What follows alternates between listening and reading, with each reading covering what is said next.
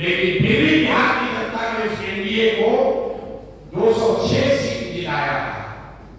2020 में फिर मुकाबला हुआ, एक बार फिर भाजपा और नीतीश कुमार एक साथ, और सामने से लालू जी और उनका लड़का रामविलास जी तो रहे नहीं, और कमजोर कांग्रेस, मतलब उनका जिनसे मुकाबला था उसकी ताकत कम हुई।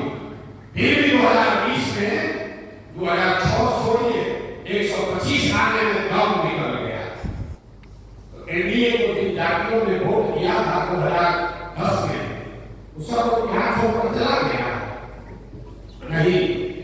वो 206 सीट इसलिए आया था कि समाज के हर वर्ग को ये लगा था कि 2005 से 2009 के बीच जो कहता है नीतीश जी का जो 15 करोड़ था उसमें काम हुआ था, तो काम भी था और जाति का समीकरण भी था, तो 206 सीट मिला। 2020 में तो काम नहीं था, कोरोना में लोगों को दिखा कि तो कुछ नहीं कमाया किया, तो कितनों मोदी की ताकत लगा ली, कितनों मिसाल प्रबंधन कर लिया, कितना भी बैठा लिए, 125 सीट नहीं आया। सिर्फ जाति जो है, जाति एक महत्वपूर्ण पहलू है, ये नहीं कहा जाति का कोई महत्व नहीं है। जाति एक बड़ा फैक्टर है, लेकिन जाति एक मात्र फैक्टर नहीं है, जाति भी एक फैक्टर है। वोट देते समय 20% उसमें जाति भी एक विषय। और सब समझिए, अगर आपको राजनीति के जरिए समाज की अगुवाई करनी है तो आपके पास ये विकल्प नहीं है कि जाति नहीं रहेगा, धर्म का बाहुबल नहीं रहेगा, सब अच्छा हो जाएगा तो हम राजनीति में आएंगे। तो मेरे भाई का सब अच्छा होगा ना आप राजनीति में आइएगा। और एक बार तो मान लीजिए सब अच्छा हो जाए तो फिर आपके आने की जरूरत क्या है? अच्छा करेगा उसी को आना चाहिए। और अच्छा रहेगा तो वही जो करेगा फिर आपका जरूरत क्या है? बिल्कुल ये आपके मन के डर बैठाया गया। नीतीश कुमार के जाति के कितने लोग रहते हैं बिहार में? 2% से कम। लालू जी के जाति के कितने लोग रहते हैं बिहार में?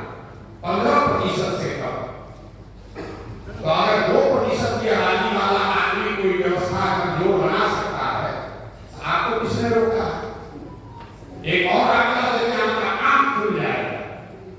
देश में जितने भी मुख्यमंत्री हैं, प्रधानमंत्री इंक्लूडेड, कोई ऐसा मुख्यमंत्री प्रधानमंत्री नहीं है जिसके जाति की संख्या सबसे ज्यादा हो उस राज्य में। आप केरल से शुरू कीजिए, तमिलनाडु आइए, आंध्र प्रदेश आइए, तेलंगाना आइए, कोई ऐसा राज्य नहीं है जहां उस राज्य की सबसे ज्यादा आबादी वाले जाति के लोग मुख्यमंत्री हैं। बगल में ममता बनर्जी हैं, उनके जाति के कितने लोग हैं? बंगाल। आदित्यनाथ जी हैं, उनके जाति के कितने लोग हैं? यूपी में। चंद्रबाबू नायडू हैं आंध्र प्रदेश में, उनके जाति के कितने लोग हैं? आंध्र प्रदेश में। रेवंत रेड्डी हैं तेलंगाना में, उनके जाति के कितने लोग हैं? आंध्र प्रदेश में। किसी की जाति की संख्या उनके राज्य में 10% भी नहीं है। तो ये भ्रम मत पालिए, हमारा जाति का संख्या रहेगा 20%, हम जीत जाएंगे। मोदी जी के जाति का कितना आदमी रहता है देश में? मनमोहन सिंह के जाति के कितना आदमी रहते थे देश में? आप किसी भी प्रधानमंत्री का कास्ट उठा कर देंगे, इतना आसान नहीं है। और इससे भी आपको भरोसा नहीं हो रहा है, आप मुखिया को छह कर चुनाव देंगे। इस बार को चुनाव हुआ,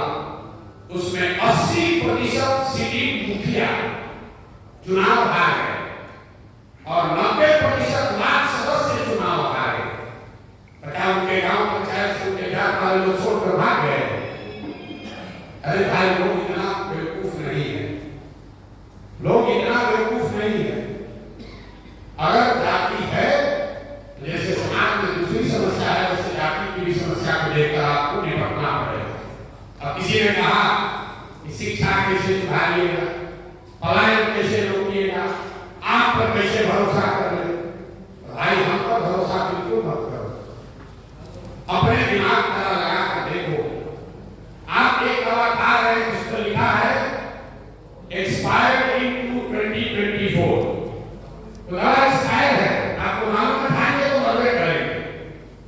एक दवा नया आया है जो ट्रायल वाला है, ठीक लग भी सकता है नहीं भी लग सकता है, डॉक्टर कहा कि नया दवा आया है, ट्राई कर आप करिएगा, सब करिएगा, आपको देंगे तो साइड इफेक्ट भी हो सकता है, आप क्या करिएगा, एक्सपायरी वाला खाइएगा कि जिसमें थोड़ा रिस्क है लेकिन सुधार का संभावना है वो कीजिएगा। तो यहाँ जो तीनों दल है वो एक्सपायर्ड दवा, आप जानते हैं कि इससे कुछ नहीं होने वाला, और जो आप स्वाद बना रहे हैं इससे अच्छा हो भी सकता है और संभव है कि अच्छा न भी हो, कोई गारंटी नहीं कर सकता, लेकिन कम से कम 50% तो संभावना है कि अच्छा हो सकता है।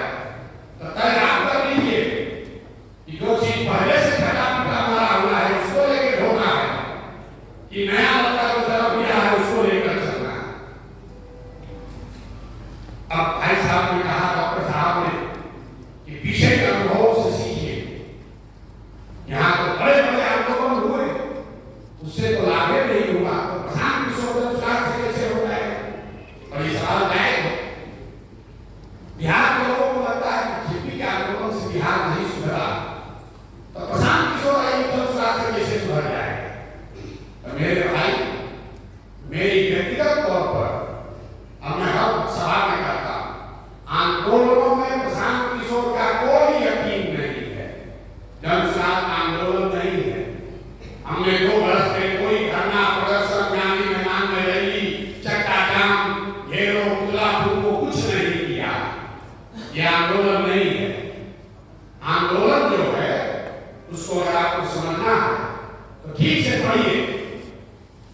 आंदोलनों से बिहार के ही देश में, मानव सभ्यता के इतिहास में, पूरे दुनिया में फ्रांस की क्रांति को अगर आप अपवाद के तौर पर हटा दीजिए तो किसी भी आंदोलन से मानव सभ्यता के सृजन का कोई काम नहीं हुआ।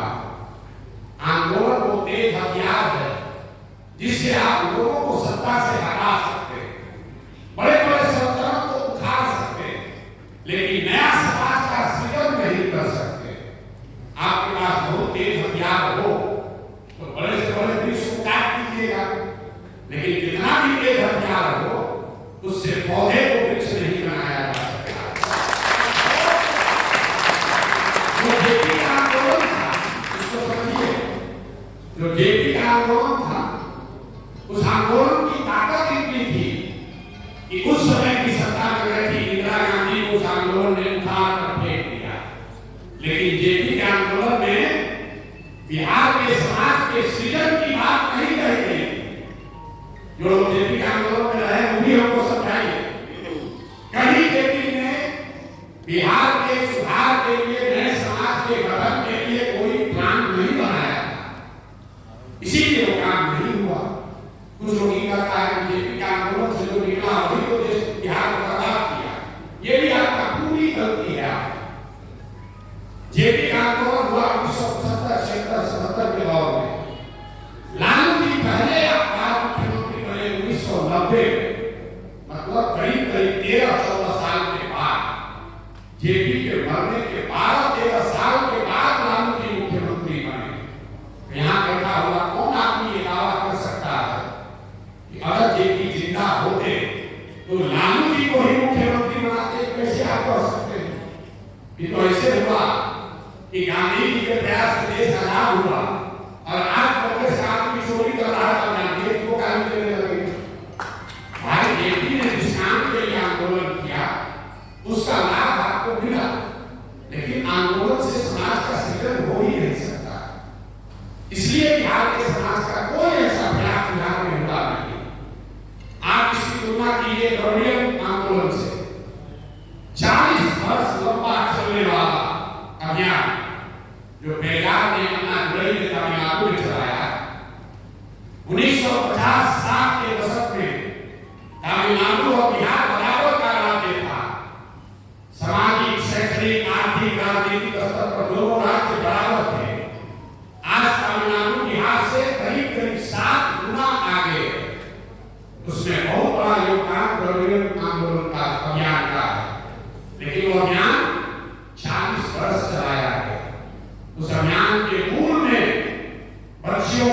शिक्षा पर बहुत बड़ा बल दिया गया।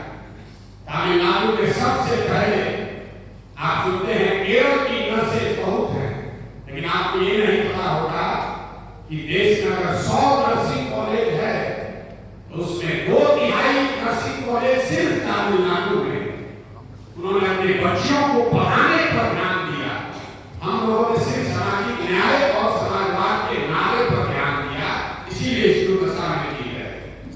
तो अगर सुधार करना है तो जो जन सुराज का मंत्र है, 3 चीजें तो निश्चित तौर पर करनी हो।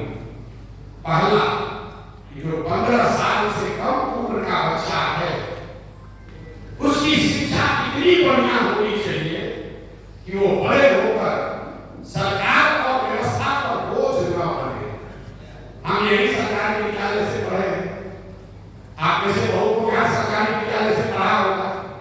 आप पढ़ने का अपने घर पर खड़े हो गए तो आप सरकार के पेंशन के पर बोझ नहीं, आप इंदिरा आवास योजना के दावेदार नहीं, आप सब्सिडी नहीं खोज रहे, आप अपने बच्चों को शिक्षा मिले इसके लिए लड़ाई नहीं कर रहे, क्योंकि आप अपने पैर पर खड़े हो गए। तो पहला मंत्र ये है कि कम से कम सत्ता, सरकार और व्यवस्था पर जो बड़े संख्या में लोग बोझ बने हुए हैं उसमें और लोगों का इजाफा न हो। इसके लिए जरूरी है कि 15 साल से कम उम्र के बच्चों को सबसे बेहतर शिक्षा मुहैया कराई जाए। दूसरा, 15 साल से 60 साल के जो लोग हैं और उसको शिक्षा सिखा भी जाए तो वापस जाकर तो पढ़ नहीं सकता, उसका जीवन कैसे सुधरेगा? उसका जीवन सुधरेगा अगर उसको रोजी रोजगार का व्यवस्था हो जाए। और रोजी रोजगार